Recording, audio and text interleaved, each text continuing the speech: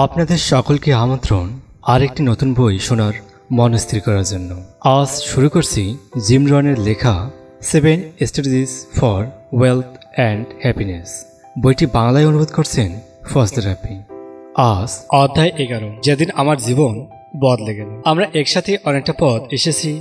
এই বইয়ে আপনার সাথে অনেকগুলো বুদ্ধি ধারণা বিনিময় করছি, কিছু কৌশল জানিয়েছি যা আপনার সুখ ও সমৃদ্ধির চাহিদাকে সন্তুষ্ট করবে। আরও একটি বিষয় জানার অবশ্যই বিনিময় করা উচিত।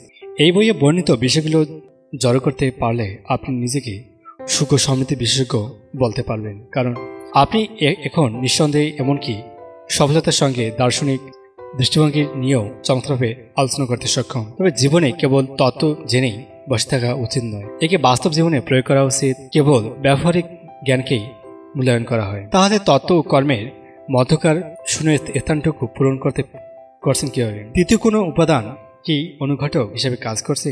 সৌভাগ্যবশত আমাদের আবেগ এই কাজটি করছে। আবেগ আমাদের গুণাবলীর সবচেয়ে শক্তিশালী দিক হচ্ছে আবেগ। আবেগের শক্তি মানুষের সবচেয়ে গুরুত্বপূর্ণ, এর চেয়ে সবচেয়ে ঘৃণ্য কাজ হচ্ছে সাহায্য করে। আজকের এই অসাধারণ সভ্যতা কিন্তু মানুষের আবেগের বুদ্ধিদীপ্ত ব্যবহারের ফসল। আবেগ হলো জ্বালানি এবং মন হলো নাবিক। এই দুই মিলে সভ্যতার উন্নতি জাহাজটি চালাচ্ছে। কেবল আবেগ মানুষকে কাজ করতে উদ্বুদ্ধ করে। 4 রকম আবেগ আছে, এগুলো একসাথে মিলে অসাধু সাধন করতে পারে। যেদিন এগুলো একত্রিত প্রয়োগ করবেন, এগুলো দ্বারা আপনার আকাঙ্ক্ষাকে পরিচালিত করবেন, সেদিন আপনার জীবন বদলে যাবে। বিতৃষ্ণা কেউ একে ইতিবাচকভাবে দেখবে না।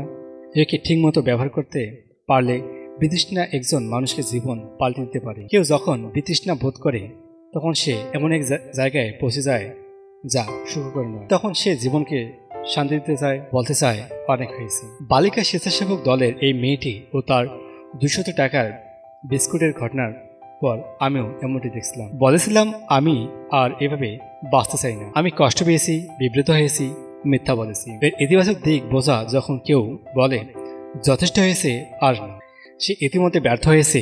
ভয় ও কষ্ট ও অপমানের অনুভূতির মধ্যে দিয়ে গেছে।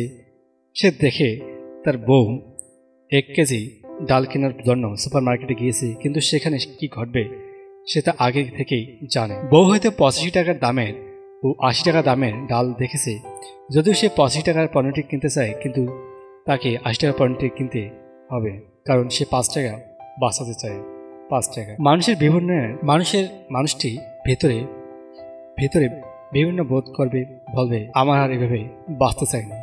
দেখুন, এই দিন থেকেই তার জীবন পাল্টে দিতে পারে। আপনি একে যথেষ্ট হয়েছে, অনেক হয়েছে, আর কখনো হবে না, অথবা অন্য যে কোনো নাম দিতে চান দিতে পারে। উপযুক্ত বিতৃষ্ণার চেয়ে শক্তিশালী কিছু নেই যা জীবন বদলে দিতে পারে। আবার বিপরীতক্রমে অল্প বিতৃষ্ণার চেয়ে মন্দ কিছু নেই। কেউ একজন বলছিল যথেষ্ট হয়েছে, কথাটি কি বেদনাদায়ক, কি ব্যক্তিত্ব শূন্য? পানির বালতিতে খেলনা নৌকা চালানোর মতো জ্বালানিও ওই আবেগের মধ্যে নেই। সিদ্ধান্ত, ডিসিশন। আমরা বেশিরভাগই দেয়ালে পিঠ থেকে গেলে বাধ্য হয়ে সিদ্ধান্ত নেই। এ পর্যন্ত আসতে আমাদের অনেক দ্বান্দ্বিক অবস্থার ভিতর দিয়ে যেতে হয়।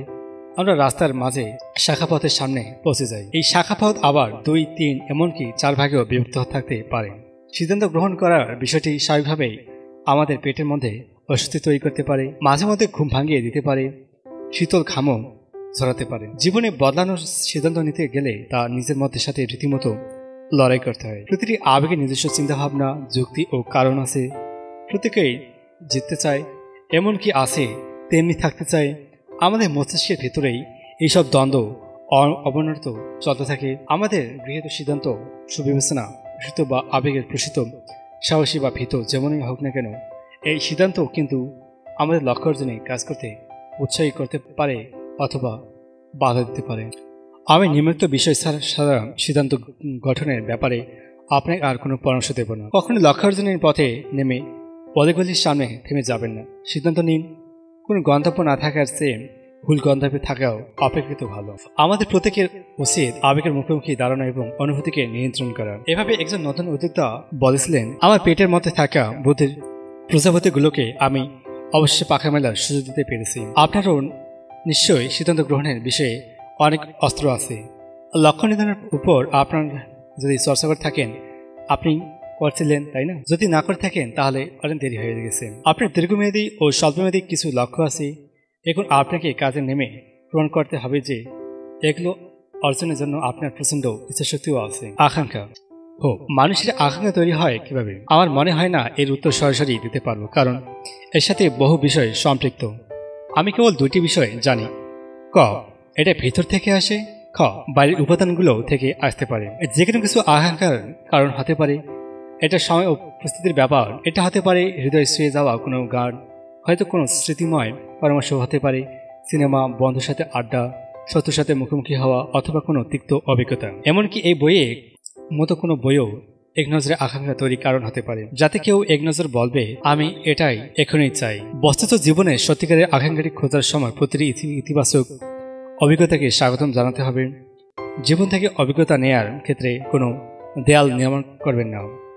যে দেয়াল আমাদের অসন্তোষকে ধারণ করে তা কেবল সূর্যের আলো আসতে বাধা দেয়। জীবনের সোনালী মুহূর্তেও সুযোগ দিয়ে আপনাকে স্পর্শ করান, হতে পারে সে সোনার কাঠের স্পর্শে আপনার জীবন বদলে যাবে। সংকল্প সংকল্প বলে আমি করবই। এ দুটি শব্দ অনেক শক্তিশালী। আমি করবই। ব্রিটিশ রাষ্ট্রনায়ক বেঞ্জামিন ডিসলে বলছিলেন, যখন কেউ এই বলে সংকল্প করে হয় কারণ করব নয় মরব, তখন কোনো কিছু তাকে আটকাতে পারে না। এর ইংরেজি প্রতিশব্দ হচ্ছে ডু অর ডাই। এর মানে হচ্ছে ব্যর্থতা এড়াতে বড় কোনো ঝুঁকি নেওয়া এবং সেই ঝুঁকি নিয়ে নিজের সবটুকু দিয়ে লক্ষ্যের প্রতি ঝাঁপিয়ে পড়া। যারা পাহাড়ে ওঠে তারা বলে আমি পাহাড়ে আরোহণ করব। অন্যরা আমাকে বলছে এ পাহাড় নাকি অনেক উঁচু, অনেক দূরে, অনেক খারাপ, পথ অনেক বন্ধুর ও কঠিন, কিন্তু এ আমার পাহাড়, আমি এতে আরোহণ করবই। তুমি আমাকে এ চূড়া থেকে হাত নাড়াতে দেখাবে, না হলে কখনোই দেখবে না, কারণ চূড়ে পৌঁছাতে না পারলে আমি ফিরে আসতে পারবো না। এই সংকল্পের সাথে কি দ্বিমত পোষণ করতে পারে?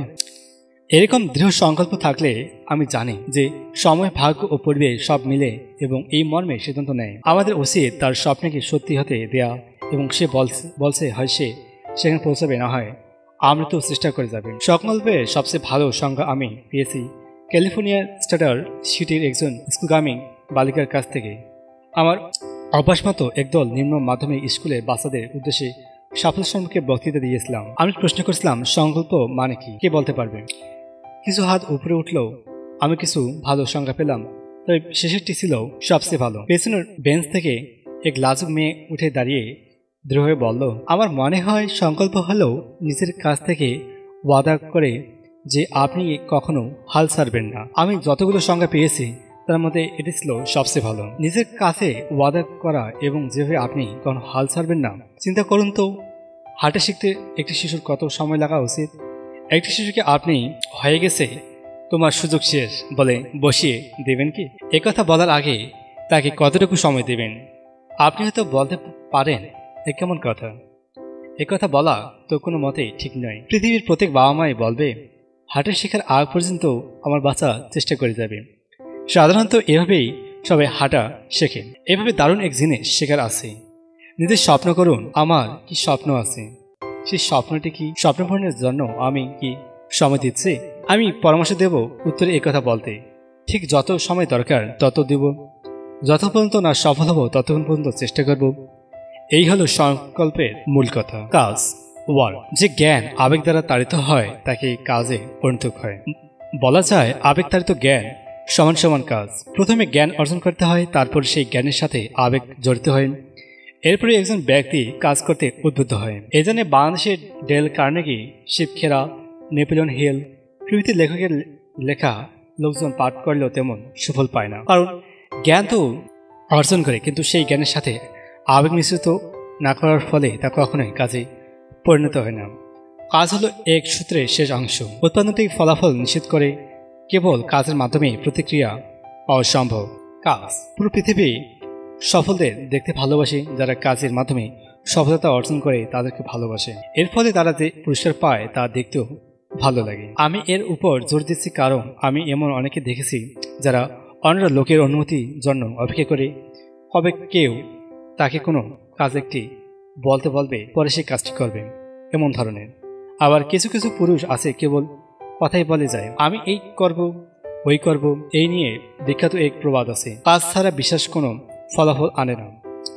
কথাখানি পুরোপুরি সত্য। আমি পারবো, আমি করব, এই ধরনের বক্তব্যের প্রতি আমার পূর্ণ বিশ্বাস আছে। এগুলো বিশ্বাস করা বারবার বলা ভালো, এ নিয়ে আমার কোনো আপত্তি নেই। আমরা কেবল বলতে চাই এই বিশ্বাসের সাথে কাজ করতে হবে। শৃঙ্খলার সাথে প্রতিদিন কাজ করতে গেলে এ ধরনের বিশ্বাস আরও মজবুত হয়। পাশাপাশি ইতিবাচক ফলাফলও নিয়ে বিশ্বাস ও মুখ্যতার মধ্যে সুখ এক পার্থক্য রয়েছে। কাজ ছাড়া বিশ্বাস করা, বারবার মুখে আমি পারবো বলা মুখ্যতার পরিচয়। এতে আত্মবিভ্রম ঘটে। আত্মবিভ্রম কেমন? সারাক্ষণ নিজের মনের মধ্যে বোধ হয় আমি ইচ্ছা করলেই তো এটা করতে পারতাম, ওটা করতে পারতাম, কিন্তু আমি করিনি। আমি পারি সবই, কিন্তু কিছুই করি না। এই ধরনের আত্মবিভ্রম এক ধরনের ভুয়া আত্মবিশ্বাসের খোলস তৈরি করে। উক্ত ব্যক্তি নিজেও তার মতো করে এই খোলসের আবরণকে চিনতে পারে না। জীবনে উন্নতি করতে চাইলে এই সম্পর্কে সতর্ক হওয়া দরকার। আত্মবিভ্রম এড়িয়ে চলা উচিত। এই অনেকটা এরকম এক ব্যবসায়িক সভা শেষ করার পর বলছে, আমি অনেক বড় ব্যবসায়ী হাতে যাচ্ছি, কিন্তু সে তার বক্তব্যে নিয়ে কোনো চিন্তাভাবনা, পরিকল্পনা বা কোনো কর্মতালিকা হাতে নিয়ে নারাজ। যেমন পশ্চিম দিকে হেঁটে হেঁটে উদীয়মান সূর্যকে দেখতে যাচ্ছে। 4টে প্রশ্ন। যেহেতু আমরা একসাথে সমাপ্তির দিকে হাঁটছি, সেহেতু আমরা কিছু প্রশ্ন আছে। আমি চাই আপনি এগুলো নিয়ে চিন্তা করবেন। প্রথমত, আপনি কেন চেষ্টা করবেন? Why should you try? শিশুরা প্রায় কেন প্রশ্নটি করে থাকে। আমি বলতে চাচ্ছি, আপনি কেন সকাল ঘুম থেকে উঠবেন? কেন কঠোর পরিশ্রম করবেন? কেন অনেক বড় বই পড়বেন? কেন অনেক বন্ধু বানাবেন? কেন আপনি পথ পাড়ি দিবেন? কেন বেশি করে উপার্জন করবেন? কেন বেশি করে দান করবেন? আপনি কেন চেষ্টা করবেন? এই প্রশ্নের সবচেয়ে ভালো উত্তর হচ্ছে আরেকটি প্রশ্নের উত্তর দেয়া, কেন নয়? Why not? এছাড়া আপনি আপনার জীবন নিয়ে কি করবেন? আপনি কি দেখতে চান না? আপনি কত দূর পর্যন্ত যেতে পারেন? কত উপার্জন করতে পারেন? কত পড়তে পারেন? কত দান করতে পারেন? কি হতে পারেন বা কতটুকু বদলাতে পারেন? কেন দেখবেন না? আর তাছাড়া আপনি যদি চলা আরম্ভ না করেন, তাহলে কেন আজ সেখানে আছেন, সেখানে থাকবেন? জীবনে যদি বাঁচতে হয়, তবে কেন সুন্দর জীবনযাপন করে নয়? দ্বিতীয় প্রশ্নটা আরো একটু গভীর। এটা জানতে চাই, কেন আপনি নন? Why not you? কিছু কিছু মানুষ তাদের সীমিত সম্ভাবনা নিয়ে অবিশ্বাস্য দৃষ্টান্ত স্থাপন করছে। কিছু কিছু লোক তাদের জীবনকে এতটাই উচ্চতায় নিয়ে গেছে যে সারা বিশ্বে তাদের সুনাম ছড়িয়ে গেছে। তাহলে কেন আপনি নন? কেন আপনি স্কটল্যান্ডের হ্যারিস দ্বীপের উপর ভোরের কুয়াশা দেখতে পারছেন না? কেন আপনি ঐতিহাসিক লন্ডন টাওয়ার বা স্পেনের পর্যটন রহস্য উদ্ঘাটন করতে পারছেন না? কেন আপনি প্যারিসের বিখ্যাত ক্যাফেগুলোতে লাঞ্চ করতে পারছেন না? কেন পারছেন না? বাসায় প্রাসাদের আয়নামহল ঘুরে বেড়ানোর বা লভুর জাদুঘরে মোনালিসার ছবির দিকে তাকিয়ে থাকার মতোই রোমাঞ্চকর কিছু নেই। ক্যারিবিয়ান সাগরে আপনি কেন নৌকা ভাসাতে পারছেন না? আন্দামান দ্বীপপুঞ্জে কেন ঘুরতে পারছেন না? আপনি কি জানেন মায়ামির কোথায় সবচেয়ে সুন্দর শঙ্খ পাওয়া যায়? আমি বলতে পারি, আমি কেন নিউ ইয়র্ক শহরের ৫ম এভিনিউ কেনাকাটাতে পারছেন না? কেন ওয়ালটন বা প্লাজা বা চার্চগুলোর হোটেলে গ্রিল থাকা এক হাঁস খেতে পারছেন না? কেন আর্জুনার সূর্যাস্ত দেখতে পারছেন না? জীবনে যা দিতে চাইছে সেগুলো কোনো উপভোগ করতে পারছেন না? জীবনকে উপভোগ করার এইসব উপকরণ আপনার শৃঙ্খলা বা অধ্যবসায়ী চেষ্টার ফলাফল গ্রহণ করুন। এসব জানার পরে নিজের চেষ্টার পুরস্কার স্বরূপ এগুলো কোনো গ্রহণ করতে পারছেন না। আপনি কেন উপভোগ করবেন না? এমন বন্ধু, আমার শেষ প্রশ্ন হলো, কেন নয়? Why not? না, অসাধারণ এক ভবিষ্যৎ আপনার জন্য অপেক্ষা করছি। আজকে এখন সেই ভবিষ্যতের দিকে এগিয়ে যাবেন না কেন? আজই আরম্ভ করুন, নতুন বই কিনুন, আপনার লক্ষ্য সম্পর্কে পুরোপুরি বিস্তৃতভাবে লিখুন, সফল কোনো ব্যক্তিকে দুপুরে খাবারের দাওয়াত দিন, আপনার দক্ষতা ও যোগ্যতা বৃদ্ধিতে নতুন উপায় বের করুন, ভালোবাসা ও সৌজন্যতাবোধ দৃষ্টিভঙ্গি গঠন করুন, আত্মবিশ্বাস বাড়ানোর চেষ্টা করুন এবং চলতে আরম্ভ করুন। আর অবশ্যই সৃষ্টিকর্তার কাছে সাহায্য চান। হ্যাঁ, আমি বিশ্বাস করি আপনার সাফল্য আমাদের উপরেই নির্ভর করে, কিন্তু আমি এও জানি যে আমাদের আধ্যাত্মিক শক্তিও দরকার। বিশেষ করে সমস্যার মুখোমুখি হয়ে আমরা যখন আশাহত হব, ঠিক সেই সময়ে সৃষ্টিকর্তার সাহায্য প্রয়োজন। একটা গল্প বলি। এক দেশে এক জায়গা ছিল যেখানে প্রচুর পাথর ও বন্য গাছপালা জন্ম নিয়ে জায়গাটিকে পতিত করে ফেলছিল। এক ব্যক্তি সেসব পাথর ও বন্য গাছপালা কেটে 2 বছর পর একটি সুন্দর বাড়ি ও বাগান তৈরি করলো। বাগানে বহু ধরনের ফুল গাছ ছিল, যেগুলো দেখতে ছিল অপূর্ব। এখানে এক সাধু এলেন। তিনি বাগানের কথা অন্যদের কাছ থেকে শুনছিলেন, কারণ এর খ্যাতি চারদিকে ছড়িয়ে পড়ছিল। তাই সাধু নিজে দেখতে এলেন এবং বাগানের মালিক সৃষ্টিকর্তার কাছে রেখেছে কিনা তা পরীক্ষা করতে এলেন। সাধু বাগানের মালিককে বললেন, সৃষ্টিকর্তা আপনাকে কত সুন্দর একটি বাগান দিয়ে আশীর্বাদ করছেন। বাগানের মালিক বুঝতে পারল। সে বলল, হে মহান সাধু, আপনি ঠিক বলছেন। সূর্যের আলো, বৃষ্টি, মাটি, বীজ ও ঋতুর সহযোগিতা না থাকলে এই বাগান তৈরি করা সম্ভব হতো না। তবে আপনার উচিত ছিল কয়েক বছর আগে এটি দেখা, যখন এটি সৃষ্টিকর্তার অধীনে ছিল। নিঃসন্দেহে সৃষ্টিকর্তা আপনাকে ও আমাকে এই জীবন উপহার হিসেবে দিয়েছেন, কিন্তু আমরা জীবনে সৃষ্টিকর্তার নিয়মনীতি মেনে সুখ সমৃদ্ধি অর্জন করব কিনা সেই সিদ্ধান্ত আমাদের নিজেদের। ধন্যবাদ সকলকে পুরো অডিওটির সাথে থাকার জন্য। এর মধ্যে দিয়ে শেষ হয়ে গেল the 7 Strategies for wealth and happiness, সুখ ও সমৃদ্ধি অর্জনের 7টি সূত্র। এই বইটি ছিল এখন পর্যন্ত আমার পড়া একটি সেরা আত্ম উন্নয়নমূলক বই। বইটিতে আমরা সফলতার কোর 7টি মূলমন্ত্র সম্পর্কে জানতে পেরেছি, যা আমাদের জীবনকে এগিয়ে নিতে খুব সহায়ক হবে আমি দৃঢ় বিশ্বাস করি এবং মনে করি। বইটির প্রতিটি অধ্যায় ছিল আমার কাছে এক অমূল্য জ্ঞান ভাণ্ডার, যা আপনাকে এবং আমাকে অনেক সাহায্য করছে বলে মনে করি। বইটির শুরুর অধ্যায়গুলো ছিল এরকম যে লক্ষ্য নির্ধারণ করা, আমাদের সময়কে সদ্ব্যবহারের সঠিক পথ বেছে নেওয়া এবং একটি লক্ষ্যবস্তু ঠিক করা এবং প্ল্যানিং করা, যা এক অমূল্য এক বইয়ে রূপান্তরিত করছে।